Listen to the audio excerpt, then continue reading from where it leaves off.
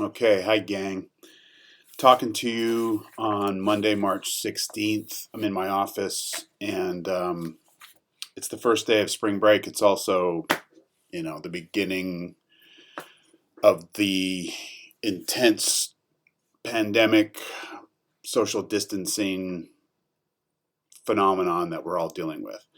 I'm trying to just focus on it being spring break and all the things that need to be happening here. But of course, we know that a lot of other stuff is going on, right? So the purpose for this video here is because we didn't get a chance to have class on Thursday. Things were just kind of exploding all over the place. So I had to go deal with a bunch of things. Thank you for your patience and flexibility. So mostly what I want to be doing here is actually just spending some time talking about the readings that we didn't get to talk about, which I think are pretty important readings. The two in particular, the Diane Davis reading and the Marilee Mifsud piece, that are doing things that are kind of related, but different kind of approaches and trajectories. And so I want to dig through these pieces a little bit. I think they will be, potentially useful for you in your paper writings and you're thinking about your topics. They'll also show up on the midterm, the take-home midterm. So figured it would be probably a good idea to give you at least my kind of take of these, since we didn't get a chance to in class. And so hopefully I can do this in about 30 minutes. I've been doing these videos for my undergraduate online class, and I'm trying to keep them to about 30. It's hard. They should even be shorter than that from what I'm told by the online experts, but it's really hard to do substantive lectures, discussions about core concepts and so on less than that. So I'll do my best and chat a little bit at the end about how things may be looking over the next few weeks, months of this class, because of course we are going online. So that's where we're at here. Anything else? I don't think so. You've got the midterm that's been posted, that's on the website. So, good luck with all that. If you have questions about the process more so than the readings, you can always email me or call or whatever. And just to let you know kind of at the outset that I'm here in the office today and there's other faculty members in the office. So it's not like a full-blown lockdown quarantine situation, at least not yet. And I do plan on coming in. I'm in writing today and just trying to keep a little bit of a routine going. So I'm able to meet if you want to meet, if that's cool with you, if you wanted to or needed to talk about readings or just come in and chat about whatever, that can be managed. So in any case, let's dive into the readings here, the two main ones from Thursday, and the topic of the day is otherness and alterity, right? So the kind of the layout of these concepts is to be thinking, first of all, kind of basically, fundamentally, how to be thinking about rhetoric and tension and controversy in an everyday sense, what's involved, then moving into sort of things that kind of factor into the problems of communicating through controversy, right? So deterministic screens and positionality and all the things that kind of define where we're coming from, dissologoy and positionality and so on. And now we're getting into even more kind of intense kind of perceptual, structural kinds of issues with this business of the other and alterity, right? And it's a broad category, but it's basically trying to get at this question of social difference and the fact that, we coexist with others, with people who are, in some cases, quite different from us, foreign to us. Again, think about estrangement, courtship, the whole kind of mystery that we talked about with Burke on. He said that courtship and estrangement emerge out of sort of different kinds of beings coexisting, right? And so whatever that kind of being could be, whether it's racial or religious or sexual or geographical, it's Think about Idaho versus Arkansas, and just sort of the differences of geography and distance and so on. So there's lots of otherness in our social world, and it gives rise a lot of times to conflict, and it gives rise to the difficulties of overcoming conflicts in terms of how we think about one another. So we have a couple of pieces that are trying to go at that idea, trying to work it through this business of alterity. And alterity in particular has to do with kind of radical otherness, right?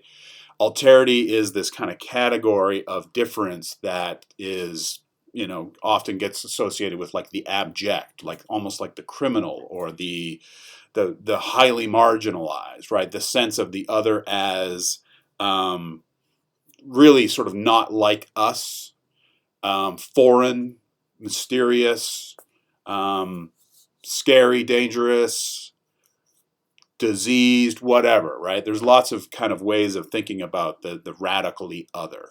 And so we have two essays that are trying to actually like incorporate the alterity into some model of communication.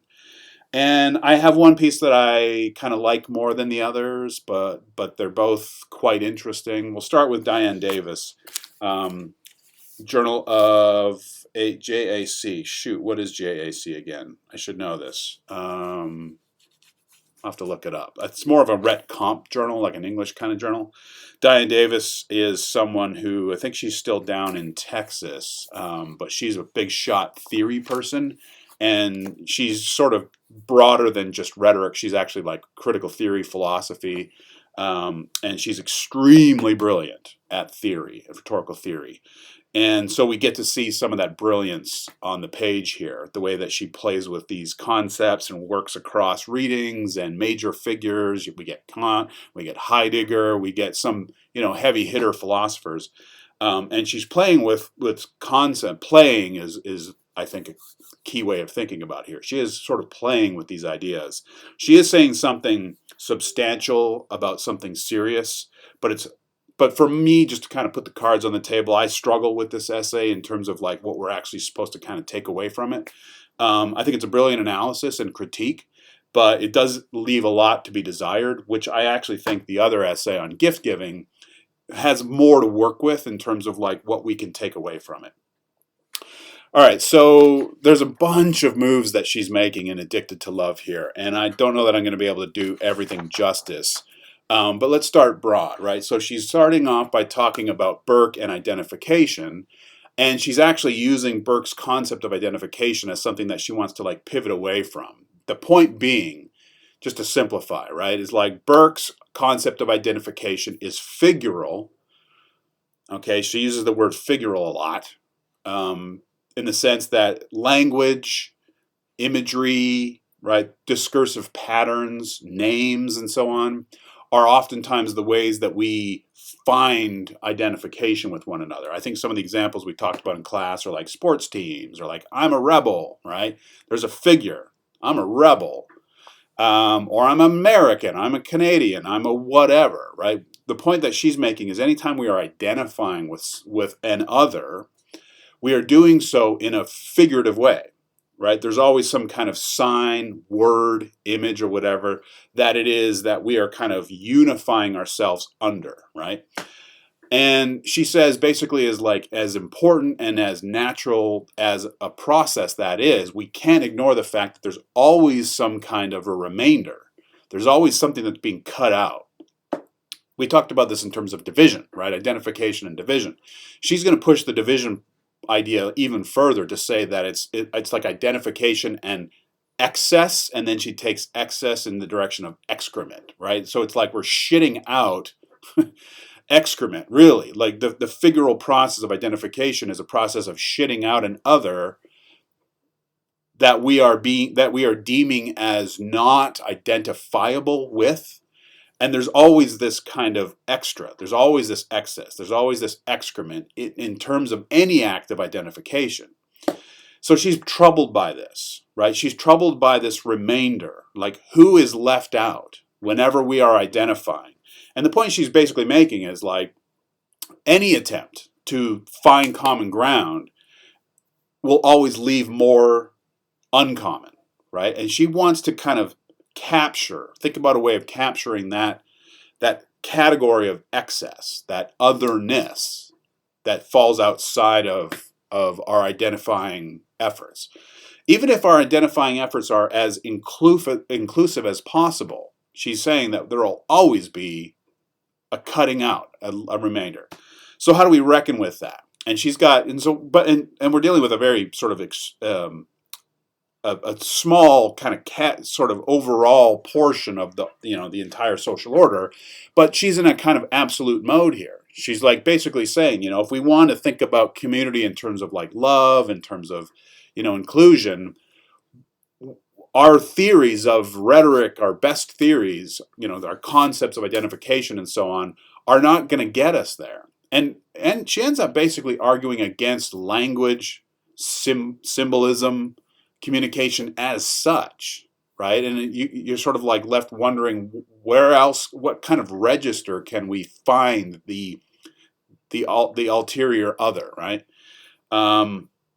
So that's where I struggle toward the end, is like, I'm not quite sure how to operate in this zone outside of identification as the thing that we are unified by, right? So we'll see what we can do here. So she basically says, the first few pages, like any unity that we establish through identification, rhetorically, is always going to be partial, and it's always going to be incomplete. It's always going to leave more out, right? And she says it's also based on a kind of a fantasy of the self as a unified thing, that we can find ourselves as being unified through our identification with another, right? It's like, I am this, you and I share this identity, and that gives me my sense of wholeness and sense of self. She says that's a fiction. There's no such thing as a unified self, even a temporarily unified self. This is a very sort of 90s postmodern argument that got made over and over again, that the self is always split. This is like fundamental to all postmodern thought, is the split self, right? We are not known to ourselves.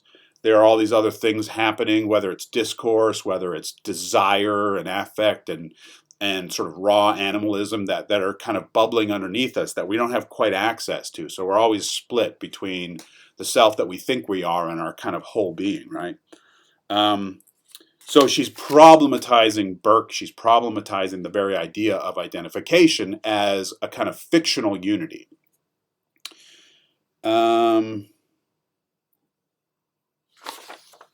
So she associates Burke with Aristotle, and does so in a way that sort of shows how kind of incomplete his theories are.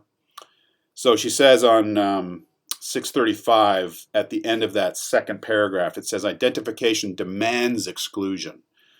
And not just exclusion, but excretion too. And often repudiation, objection, right? And so she's thinking about kind of what's left over when not everyone is able to find themselves on the same common ground, regardless of how broad of a signifier or a figure is being represented in that union.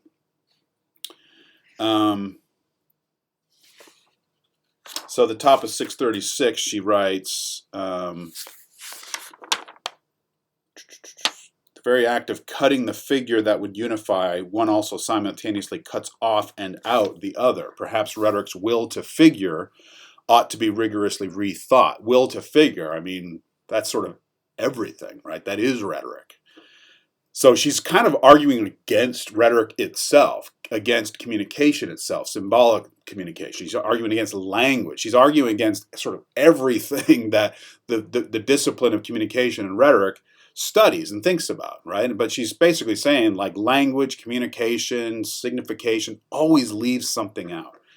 How do we deal with that? So she says, and perhaps the value of rhetoric's disidentifying force ought to be reconsidered. Its capacity to expose a community not reducible to representable figure, a community that shares not a common identity, but rather the infinite lack of an infinite identity.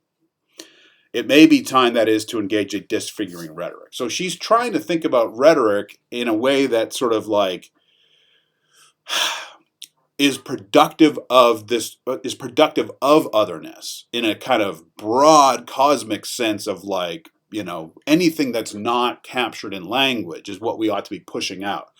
Anything that's just like that refutes and refuses capture by language in a sense that we can sort of share communally. So she's against community here because community is always kind of wrapping people around a sign or an image or a referent or so on. And again, she's saying kind of essentially like that's more or less natural, but it's still exclusionary, it's still excremental. And so we've got to try to get at that space, that sort of outer space of the abject. So she continues with the no self unity. She goes through Heidegger. She talks about addiction. Addiction is always an addiction for not a thing so much as a kind of the sensation that the thing gives, right? And so the ultimate addiction is the addiction to the desire to abandon oneself to the thing, right? So we are always split. And even communication and love can act as a kind of a drug that we give ourselves. But again, it doesn't always unify us. There's always that more. She's interested in that moreness, right? And so addiction is an interesting way of thinking about the self and what it wants and what it wants to connect to. And, drugs or sex or alcohol or food or whatever can be the thing that we try desperately to cling to, but it never gives us that sense of fulfillment and fullness. There's always that more, right? The ecstasis that she talks about. And she wants to try to sort of play in that more space again. So love, this business of squeezure is an important concept, 638 at the top there. So she's basically saying like this desire for connection that exceeds any act of communication's ability to establish a unified connection is ongoing and is something that we need to think about. And she says any effort to try to build a kind of unification through this ongoing desire for more and for deep longing connection is what she calls squeezure. So she says about 5 lines on 638 from the top. At this end of the drug spectrum, then, we have the possibility of becoming intoxicated with what we might call squeezure, a mutant form of love that in holding on too tight gives the other the squeeze. She's using this word squeezure to describe rhetoric itself, right, and acts of community making, because they're always exclusion. They're always exclusionary, right? Whatever the communal, like I'm a Sanders person, or I'm a Bernie person, or a Biden person, or I'm Elizabeth Warren person, right? And these might feel like very inclusive kind of camps, but there's always going to be a leftover. There's always going to be a remainder, right? And so there's a squeezure that's happening, right, through the sign of the community. Seeking its fix in the most unloving ways, this craving manifests itself in exclusionary practices and final solutions, designed to clear the way for communion. Heidegger has alleged, and his alleged drug buddy turned out to have been tanked up on precisely this. A few more lines, she says, to be hooked on squeezure is to crave stasis, pertinence, the proper mode of belonging. So any attempts of establishing community in a rigid sense is this kind of act of squeezure. You're squeezing out, anything that doesn't fit the mold, essentially, and she's troubled by this. I just use sanitary stuff, so sorry, I just licked it, but I used the sanitary, and I continue to. All right, she even mentions the figure of the Aryan, right? So I'm a little disturbed by this idea. She's pushing it to the extreme. She's basically saying like any act of identification has as its extreme variant the figure of the Aryan, right? The final solution.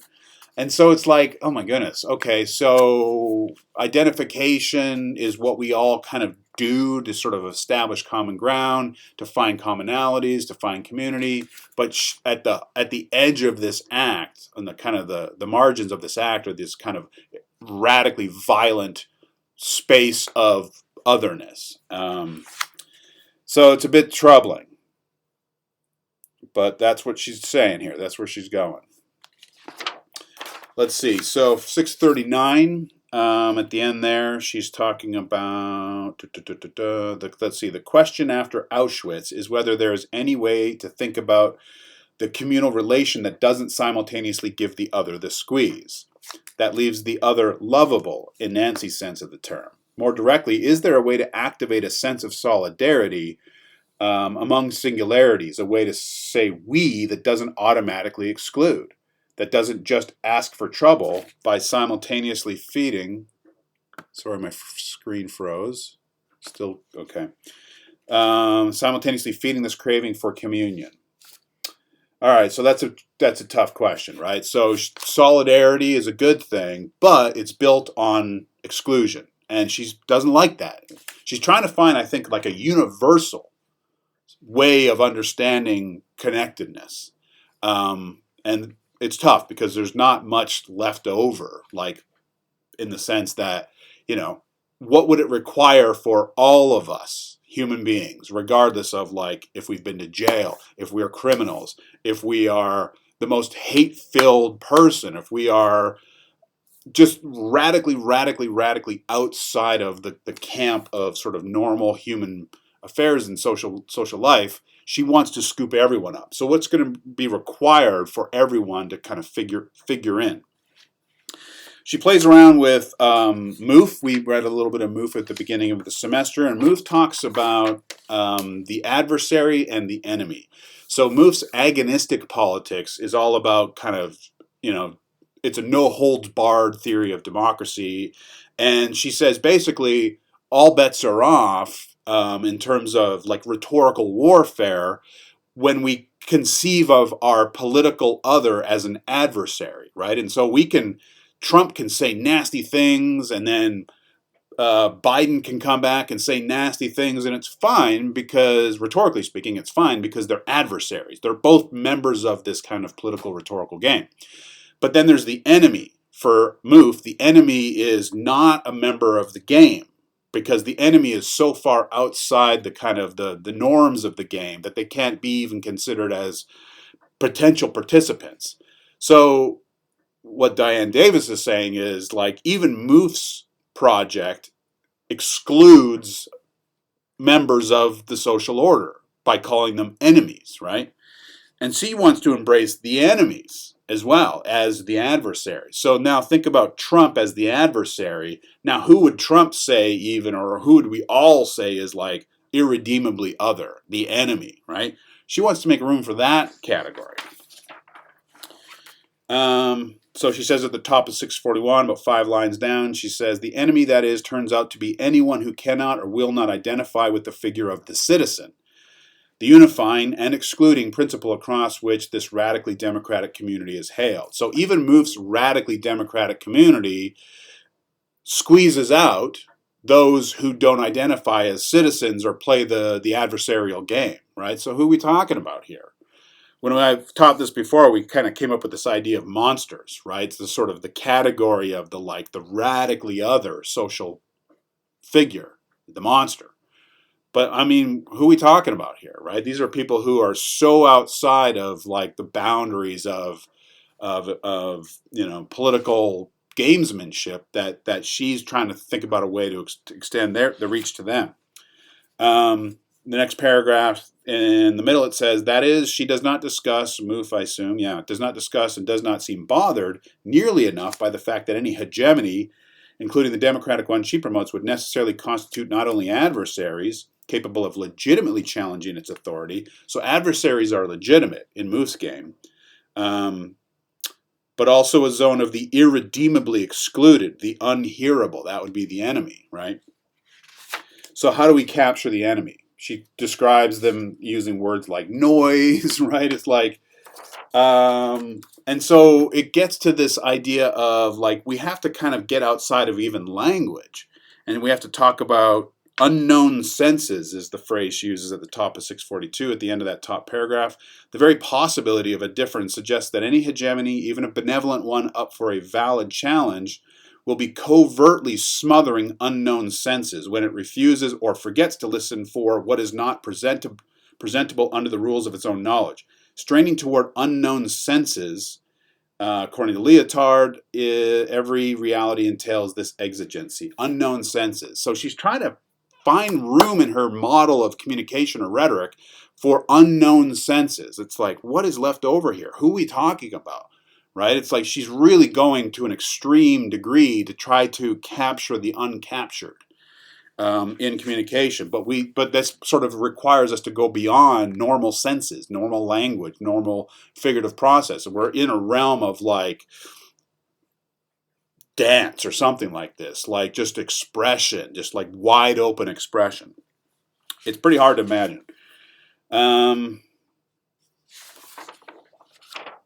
So at the top of 643, she kind of lays her cards down. She says, I would propose alongside it, not to replace it, but to accompany and counter it, a disidentifying rhetoric that would point up the impropriety of any proper identity. Any attempt to capture under a sign, this approach would say, that's incomplete, right? So it's always saying, hold on, there's more, right? That would strive to disfigure unifying figurations and to expose its interlocutors to their radical non-figurability, their not at oneness, a rhetoric that would strive to expose them to the unshareable non-figurability that they share. So this is the student in the back of the room saying, hold on a sec. Even though you think you guys are perfectly aligned, there are others who are not, and so it's on the one hand, you get the impulse here. It's like there are others who are left out. We want to not leave anyone out. And so it's a kind of a model of radical inclusion, but it's stretching itself so far to the limit that it's sort of pushing beyond even language and communication and sort of our ability to make meaning and figurality, right? So it's tough. A few more lines. She says, would require rhetorics of an other kind of citizenship, rhetorics that in the face of rampant squeezer addiction churn out perpetual flow of counter tropiates designed to interrupt insidious and invidious I formations and we formations. So any attempt to say you and I are alike or we are we, this model would say, nope, incomplete, you're leaving something out. This whole business of figuring one another as solidarity counterparts is exclusionary, right? So it's this exclusionary student at the back who's saying, hold on, who are we leaving out? Who are we leaving out? It's always incomplete. No act of identification can be total and unifying, right? So we got to think about what else. So it's keeping this process on. It's almost Platonic in this sense. It's keeping the process honest in an absolute sense, but it's trying to capture the fractions of the social order that are not being captured by even Burke's broad concept. So she goes on and on and on and on and on and on and on. So in the very end, she gives like an example of this that I found just wildly unsatisfying. She talks about classrooms and she's talking about her students and just trying to get them to see themselves as incompletely captured by any narrative of solidarity, basically, and to sort of push against anything that's attempting to bring us together, to create a sense of we, create a sense of shared narrative and solidarity. There's always a tiniest little fraction, like the decimal, it's like you carry the penny over and then you have, $3,000 at the end of the year kind of idea, right? So she's bothered by that fractional remainder in terms of who might not be incorporated in this attempt to identify. So I have a bunch of ink on this page 649, and she just sees, the rhetoric that she wants to promote is one that's constantly drawing attention to the hauntings. She calls them hauntings, right? Like any narrative, any act of identification is haunted by otherness, and our job then as rhetoricians is to constantly be calling attention to that haunted otherness. But she does not give us much in terms of what then to do in that sort of outside space, beyond just kind of keep pushing into it, right? Any attempt to establish a communal framework, rhetorically speaking, will always exclude. And so our job is to throw open the shutters and just remember that there's more out there that might not be captured in it. All right, so that's like sort of the gist of her approach, is that constant pushing out, pushing at the boundaries. She's a deconstructionist. She's a very much a Derridean scholar. So she's always wanting to draw attention to the incompleteness of any discourse, its attempt to fold a subject or a reader or a viewer or fellow citizen into that act of sense making. All right, so that's already, oh shoot, that's already 30 minutes. That's sort of as quickly as I could get through it. So I'm just going to keep going with Mifsud, and I'll try to be swift. This is a shorter piece, not quite as grueling, and better, I think, because it's actually trying to offer something rooted in ancient Homeric gift economy, right? This idea of a gift economy in the Homeric world, which is very much a world of small bands of not even city states, just sort of kinship based social groups, right? And so much smaller scale of social order here, but she's drawing some really interesting insights out of this idea of a gift economy versus a polis economy, right? So the gift economy is small, it's intimate. The phrase competitive generosity, generous competition, competitive generosity is what comes out of the gift economy. It's like my attempt to outgive you, right?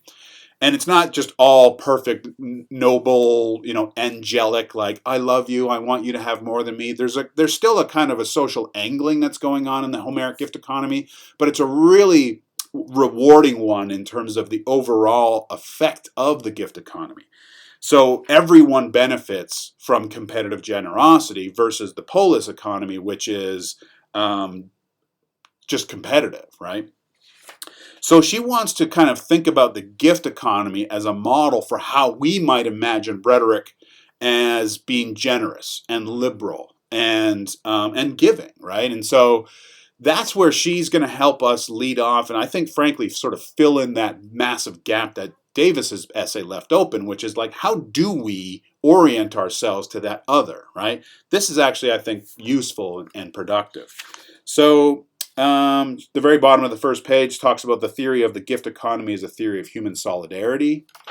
And she goes through all these really interesting kind of distinctions of the gift economy where the giver and the gift are kind of interchangeable. And it's all about sort of collapsing the distinctions between public and private as well. This is really wild, wonderful stuff, I think, in terms of conceptualizing relations between others in the social order. Hospitality, I'm on page 91 here. This idea of hospitality in the Homeric economy. Greeting a guest, it's about lavish. Competitive generosity, let's see, 92. The luxury of the gifts and the liberality of hospitality rituals portray in the orchestration of relations in and between peoples a competitive generosity. Competitive generosity directs the Homeric gift economy. A few more lines down. Generosity is the primary means by which characters acquire and sustain honor, as well as create a network of obligations, so it's solidarity, reciprocity to each other that can carry this honor into the future and to many different people. This network of obligations creates solidarity, both within and between cultures, and the solidarity engenders trust. The Homeric gift economy is situated in the home, structured through norms of hospitality. This is all good stuff. This page and the next one. 93, the second paragraph. Of note in this sketch of the Homeric gift economy are the inextricable relations between public and private and the person and things. All right, so she notes that this is not a perfect system, of course. There was still lots of power and personality and so on, but it was all kind of held together by this reciprocal system of trust and obligation and generosity, even in a competitive sense, which I think is really astonishing. In my time in China, I learned a word called Guan XI, and it means basically like relations. And in China, relations, or Guan XI, is basically very much like this idea of sort of doing things for others, but with a purpose, right? It's like giving a gift to your instructor. I had students trying to give me gifts all the time, taking me out for lunch. This is Guan XI, developing relations, right? So my students want to take me out for lunch, get to know me, get to sort of woo me a little bit, impress me, and then that comes back around for them some other point. Like if they need a letter of recommendation, hey, remember that lunch? So it's pretty nakedly kind of transactional, but it's transactional in the language of gifts and of kindness and of friendship and so on. I think it's quite lovely. I mean, there's definitely a kind of social positioning that's happening behind Guan XI, but it is about networking, and it's rooted in kindness and generosity for the most part. What you can do for others, and how that might come back around in the end. Now, she talks about paratactic style, which is great because I did some work on paratactic style in a seminar I took with Tom Conley in grad school. Paratactic is like and it's a style of composition that has a lot of kind of coordination, right? Hemingway, the way Hemingway wrote is like a lot of and this, and it's very kind of flat, and it's just more kind of like moving along from one to the next. So the Homeric gift economy, this is the bottom of 94, is a paratactic style versus the polis economy, which is hypotactic. That's subordination. But, right? So it's like moving downward, and it's about hierarchy, whereas paratactic is flat and coordinated. Okay, so that's probably pretty good for the gift economy. The polis economy is about distance. It's about abstraction. It's really hard, obviously, to have a gift economy in a massive nation where people don't know each other, never see each other. It's like, how do we think about rhetoric in this way in our world where we are so estranged from one another? And so that's a question that we need to kind of grapple with. And she's not saying that we need to just import the gift economy into the polis economy, but there are certain virtues that we can kind of carry forward and see what we can do with. She talks about ostracization on 97, which is about, if you're not participating, you're ostracized, you're sort of kicked out. Whereas in a gift economy, everyone's kind of folded into the same economic space. The polis economy leads to overaccumulation. This is the bottom of 97. Overaccumulation happens because the overaccumulator never gives anything away. He has no competitive generosity.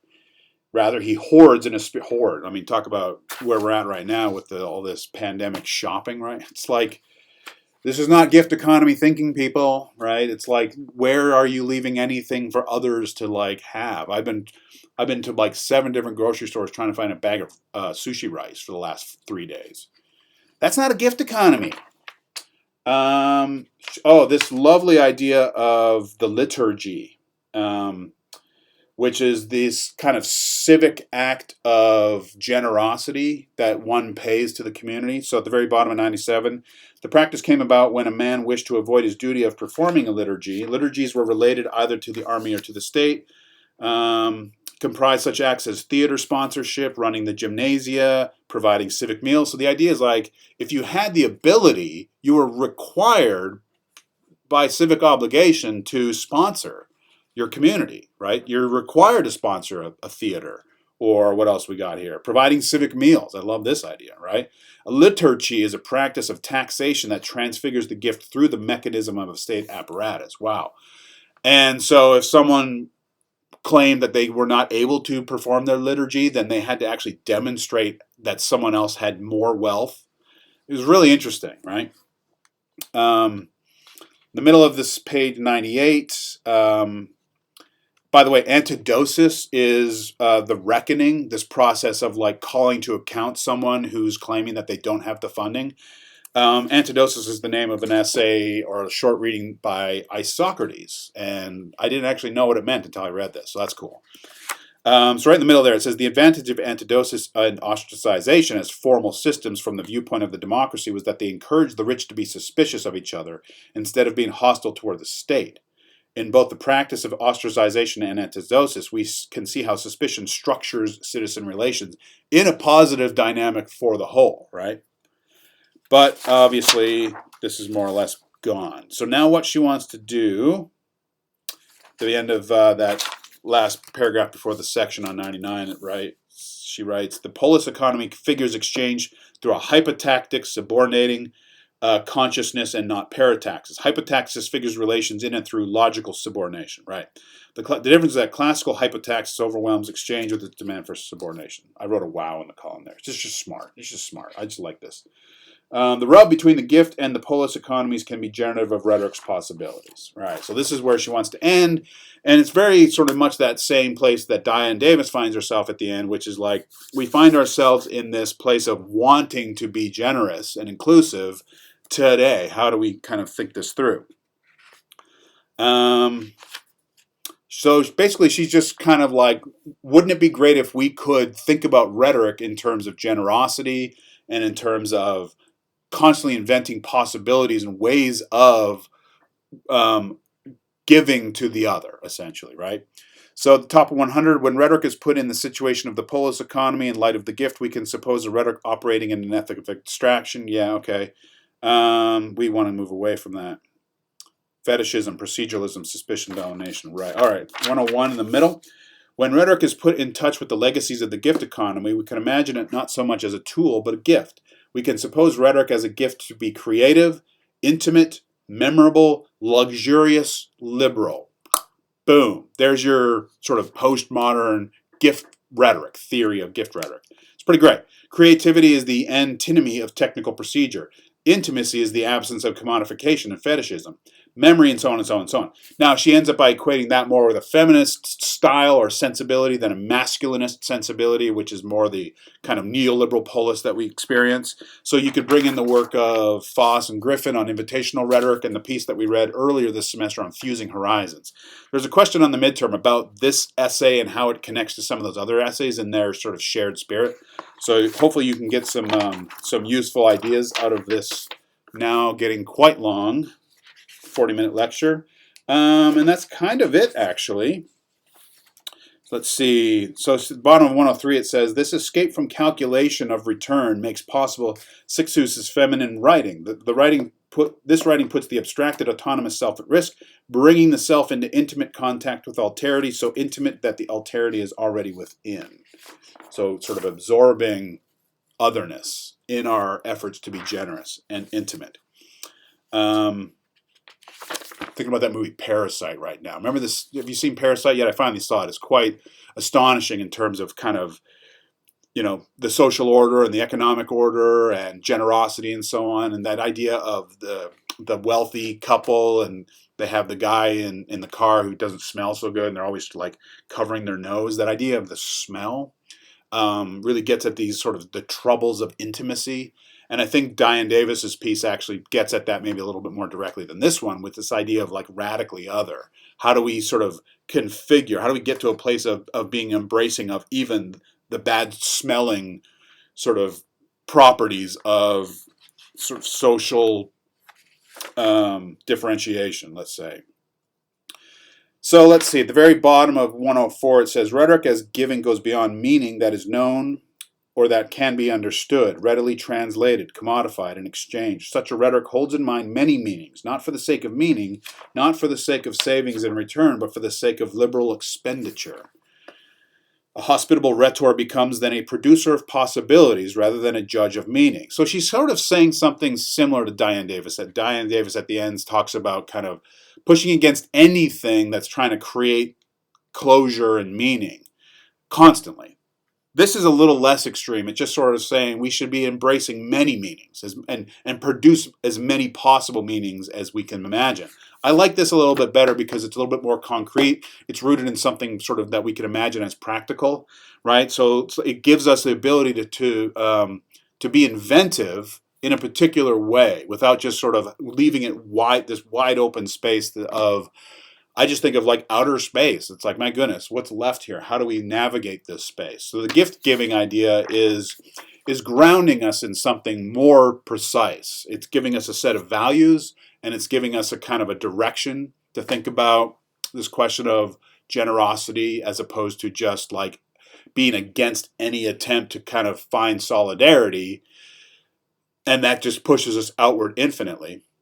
This is grounding in something sort of socially recognizable, and something that we can kind of attach to our actual meaning-making practices, right? So this conference at RSA that's still happening apparently, but I'm sure it's going to get canceled. RSA is in Portland this summer, and it's all about hospitality. And so the paper that I had written or supposed to write is on efforts to kind of expand that notion of what hospitality can be. There's like chefs that are out there working on the borders. In fact, I was hoping to go down to Texas-Mexico border in another month or two to lend a hand, right? To try to like use hospitality to sort of fold in the others, the refugees at the borders, and try to think about like just generous ways of kind of like the language of food, the language of care. This is sort of how I'm attempting to hook into something like a gift economy mentality. Anyway, there's lots of possibility here, and these are two pretty, you know, boundary pushing type pieces that are trying to think through this question of otherness and how rhetoric relates to otherness.